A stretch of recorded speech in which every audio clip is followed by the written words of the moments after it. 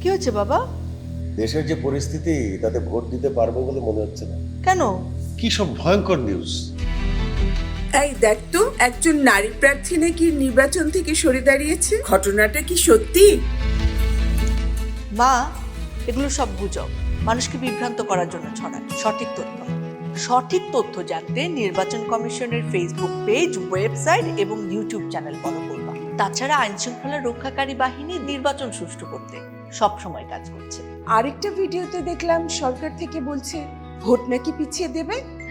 মা, এগুলো আসল ভিডিও না, এআই জেনারেটেড। গুরুত্বপূর্ণ ব্যক্তিদের চেহারা আর কণ্ঠ ব্যবহার করা হয় এসব ভিডিওতে, যাতে মানুষকে সহজে বিভ্রান্ত করা যায়।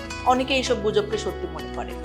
গুজবে বিভ্রান্ত না হয়ে সঠিক তথ্য জানতে বাংলাদেশ নির্বাচন কমিশনের website, Facebook page, YouTube, TikTok এবং ইনস্টাগ্রাম ভিজিট করুন।